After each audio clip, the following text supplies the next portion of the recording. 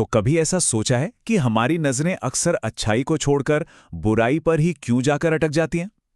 आज हम लोग स्वामी विवेकानंद की एक बहुत ही सरल सी कहानी के जरिए इसी इंसानी फितरत की गुत्थी को सुलझाने की कोशिश करेंगे। और पता है मजे की बात क्या है? इसका जवाब एक छोटे से नन्हे से काले धब्बे में छिपा है। तो चलिए उस पहेली को सुलझाने की शुरुआत करते हैं।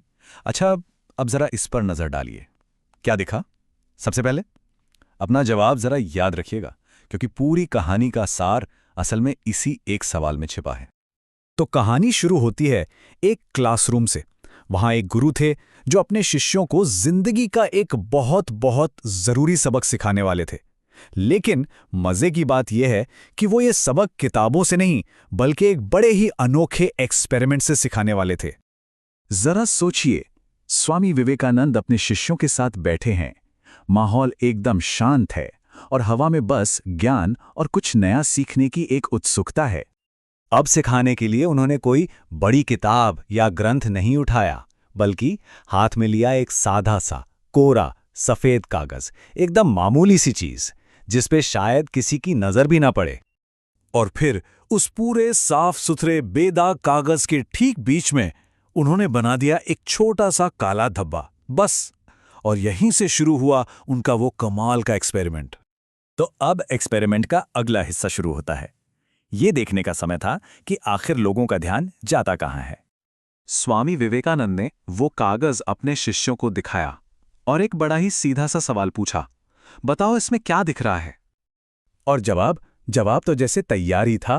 एक पल की भी देर नहीं लगी, एक के बाद एक सबने एक ही बात कही, एक काला धब्बा। किसी का जवाब अलग था ही नहीं। मतलब सबका ध्यान बस उसी एक चीज पर जाकर टिक गया था।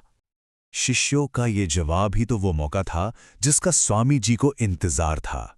अब वक्त आ गया था उस छोटे से एक्सपेरिमेंट के पीछे छिपे जिंदगी के एक बहुत बड़े सच को सामने लाने का।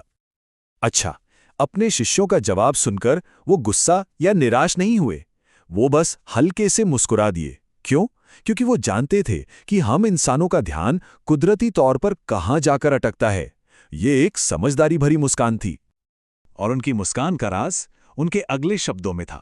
उन्होंने कहा, बड़ी अजीब बात है कि किसी को भी वो इतना बड़ा सफेद हिस्सा नहीं दिखा जो उस धब्बे से कहीं कहीं ज्यादा बड़ा है। सबका ध्यान बस उस एक नन्हे से धब्बे पर ही टिका रह गया।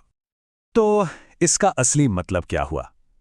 वो जो छोटा सा काला धब्बा है ना, वो हैं हमारी जिंदगी की छोटी मोटी गलतियां, हमारी कमियां।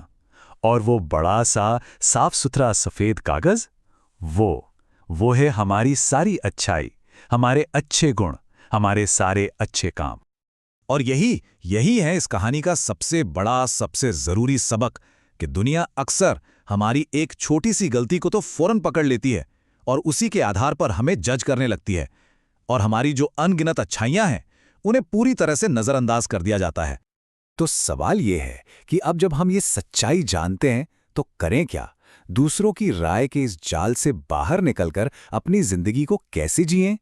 चलिए आगे का रास्ता देखते हैं। देखिए, स्वामी विवेकानंद का मैसेज एकदम क्रिस्टल क्लियर है। दूसरों की राय के गुलाम बनकर नहीं जीना है, क्योंकि वो तो अक्सर हमारे काले धब्बे पर ही ध्यान देंगे। इसकी जगह अपने कर्मों पर, अपनी सच्चाई के रास्ते पर टिके रहना है, क्योंकि आखिर में बस वही मैटर करता है। और आखिर में एक उम्मीद की बात, भले ही दुनिया को किसी की अच्छाई देखने में देर लग जाए, पर इसका यह मतलब बिल्कुल नहीं है कि वो कभी पहचानी ही नहीं जाएगी। जैसे कीचड़ में कमल खिलता है ना, वैसे ही सच्चाई और अच्छाई की अपनी एक पहचान होती है जो देर सवेर सामने आती ही है। तो यही कहानी हमें एक बहुत बड़े सवाल के साथ छोड़ जाती है। ये जानना तो चलिए आसान है कि दुनिया गलतियों पर ध्यान देती है, लेकिन असली सवाल यह है कि क्या हम खुद को बदल सकते हैं? कैसे हम अपनी नज़र को दूसरों के काले धब्बे से हटाकर उनके उस बड़े से सफ़ेद कागज़ को देखने की आदत डाल सकते हैं? इस पर सोचिएगा ज़रूर।